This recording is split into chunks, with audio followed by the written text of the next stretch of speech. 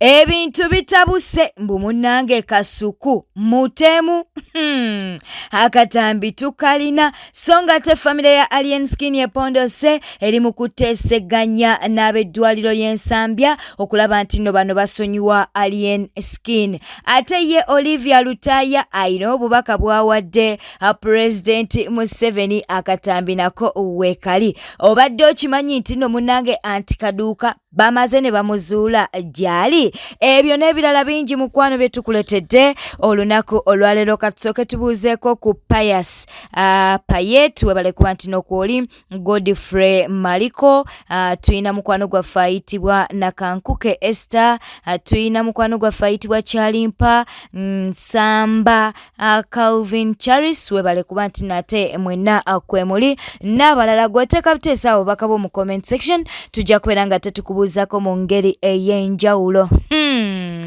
Katutandikira mu famire ya Alien Skin munnange bavuddeyo ne beetonda bali mu nteeseganya era nga munnange bali mu kwetondera eddwaliro ly'Ensambya okulaba nti nno munnange lino livaayo libeere nga lisonyiwa Alien Skin. Jjukira nti nno naakomezebwawo olunaku olw'enkya era nga munnange amawulire tujja kubeera nga tugakuwa oba nga nakkirizibwa okuteebwa oba nedda. Naye munnange mugetufuna no ku Newspark Channel agalaga nti famire ye eri mu kuteeseganya n'Ensambya eddwaliro okuba nti no munnange bano bavaayo babeere nga basonyiwa Alien Skin.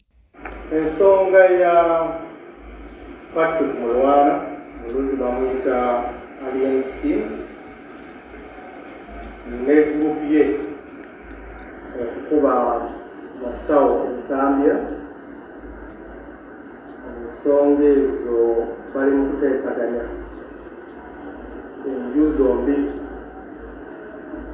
bali mu kuteesa okulaba nti ensonga ezo baligondola wabweru wa kooti nga sayidi ya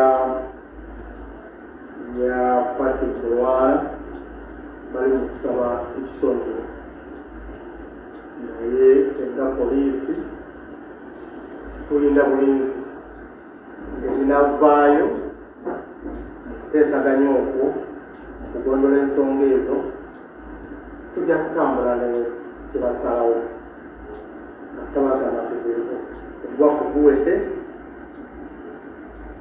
Alien Skin twamusonye naku tujagamba ti omusango kati gugale naye oteesaganya kugenda mu maaso naye twagala kukkiriza abantu mulanga maddala abayimbi abatambula n'ebigaali obugaali anti mwewala abavubuka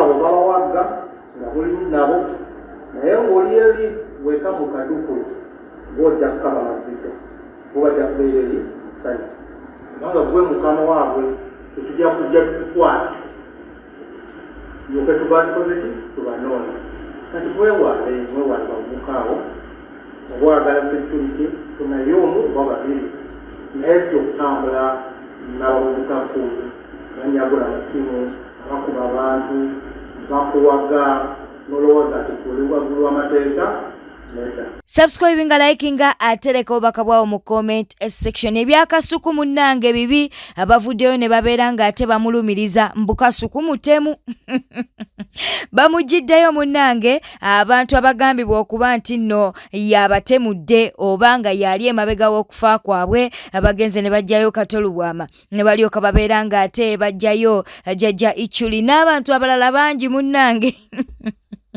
Kasuku bamulumiriza obutemu ate nga bavuddeyo ne bamulangira ne balyoka bamugamba nti wavuddeyo n'olyoka ogamba nti emotoka ya Alien Skin munnange bali mu kugitwala naye naawe iyo munnange gy'ovuga tonnagimalayo era bakubanja. Kasuku bamulangidde katukuwa akatambi kano.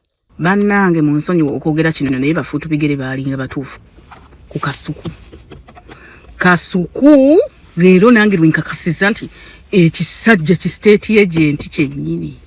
Yes, tuyina empalanaza bo nti luli we baali bakirabisa olw'empalanaza ffe nabo ne tutabawa matu naye abaana we baali batuufu Kasuku olaba omanyi bwe bagamba nti Kasuku yali emabega w'obutemu bwe bagamba nti obutemu bwa jjajja Ichuli taamale mirundi ne Honorable Katobo Lubwama.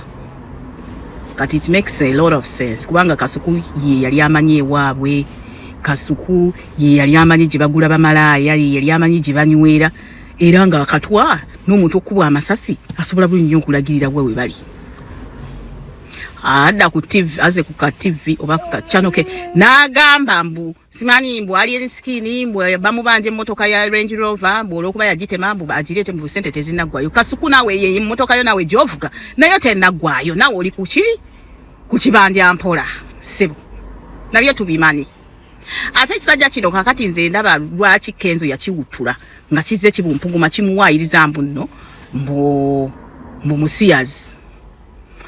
Kati awagika Luseke yeyogeze ebyo mbu Alien Skin mbu ajja mugambe mbu ebyo tobijjaayo mbu biki bwe batyo bakola atiisa omuntu mungenda kubireeta kale bireete Kasuku nawe tuleete ebyo ne bimalaaya byo okitegeera nawe Kasuku nawe tujja kufuula content kisajja gwe okitegeera kubanga n'ekirala ekyo si kipya omuntu okubanjibwa emmotoka si ekyo si kipya ewuwe babadde tebamanyiiwo balabye kati okuvaayo gantu mwena mwe temututama mukolere state mulye sente za mmwe mpulira nti no mwafunye sente eti no mwongere okusaba akasa abo naba nobati ba promoter bonna abo bonna fear them ze nabagambye fear abantu abo nabo abogeza abo baba Kasuku type okitegeera Kenzo yalioka na awutula Kasuku amanyuma ago ate Kasuku gwe tolina manyi wenda wenna otambula ng'ekibaata gwoyikiriza abantu kati mbunawo wajiko okolere okuba Luseke ng'okosa Alien Skin bambanje emmotoka oteekewo embeera oyera okuba Luseke kyobolanga bantu mmwe eggulu weribaayo mwe temulinayo kifo era ebibi byammwe mubikole kati mubikole byonna biggweeyo.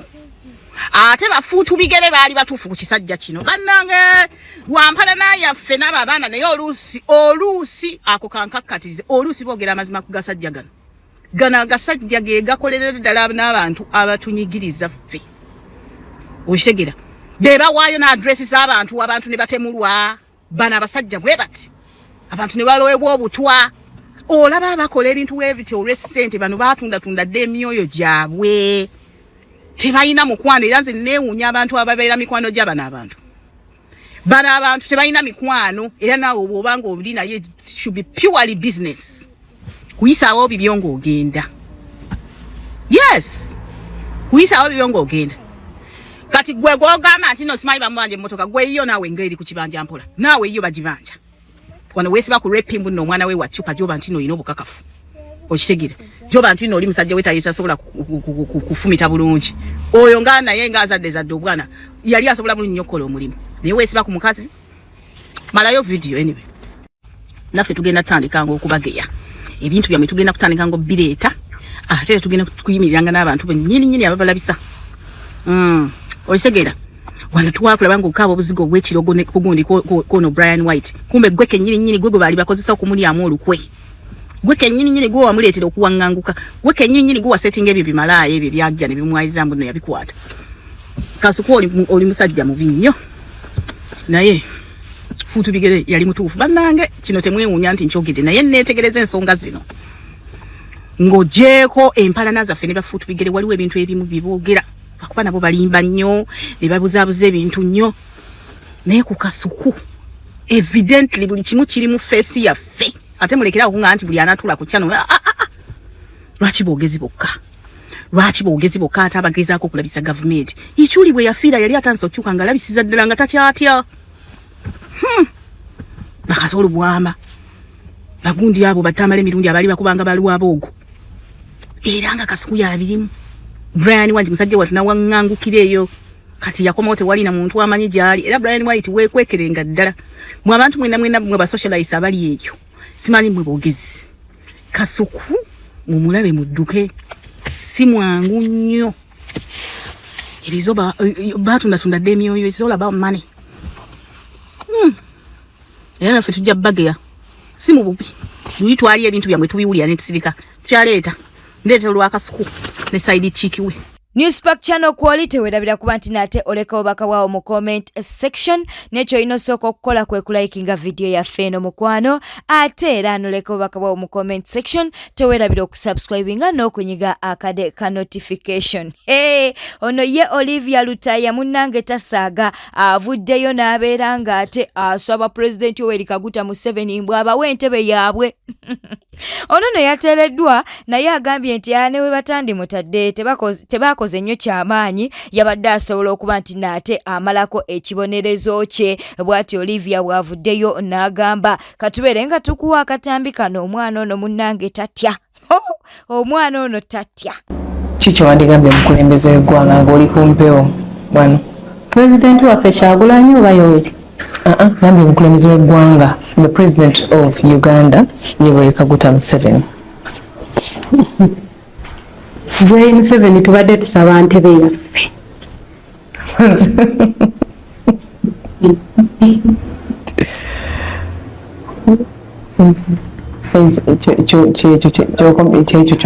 Twagala ntebe yaffe.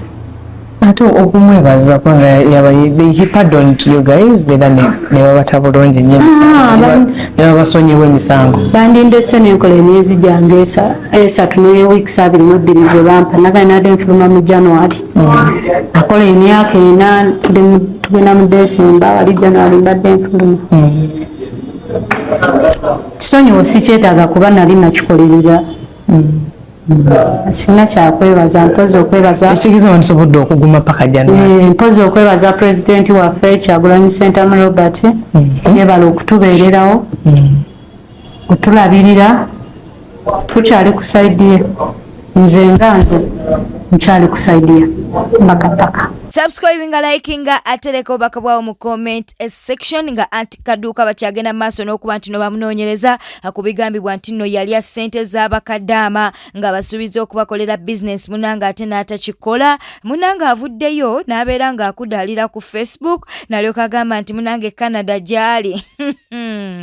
Ataddeyo mbw ali Canada n'alyoka agamba nti munange abadde alinga ali mu kuseka kubigambibwa nti no munange ali Tanzania. Ono n'avuddeyo n'alaganga ali Canada kati kye tutannakakasa oba bituufu oba nedda oba abuzaabuza oba nedda naye ng'emisango munange gikyali ku poliisi ebweyogerere nga bakadaama bamuwaabira okuba nti no munange yalya ssente zaabwe. Omusajja ono munange yavaayo n'akunamira eggwanga lyattu Uganda kati naali ttiimu Alien Skin.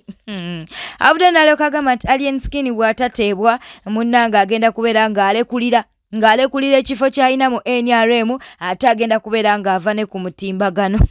Kati wanaddizibwayo. Kale katubeere nga tukuwa akatambi kano. Nze kisa kya Mukama mukwano gwa Alien Skin. Alien Skin nkya bw'atava mu kkomera sidda ku media nkiddamu. Nze kisa kya Mukama omuyambi w'omukulembeze w'eggwanga. Leero mukwate ebigambo byange. Alien Skin bw'atava mu kkomera enkya sidda ku media n'omulimu gwenyina nguliza ininga. Tambudde obadde mulabi mulungi wale kwekumira ku Newspack channel. Subscribinga, likinga, leka obaka bwawo mu comment section. Twagala okubeera nga tubuuzaako ku mukwano gwaffe Kagudde Charis, twagala okubuuzaako ku Summer Angel, Blessed Sarah okuva wali eri Saudi Arabia, waliwo omukwano gwaffe ayitibwa Ivan Dobanado. Ivan webale kuba nti nate kwoli, Mr. Kenneth webale kuba nti no kwoli, waliwo mukwano gwaffe ate omulala ayitibwa Waiswa Apo n'abalala bangi abali ku mukutu gwoteeka buteesa obubaka bwo mu comment section. Tujja kubeera nga tukubuuzaako mu ngeri ey'enjawulo. Beera bulungi, weeraba.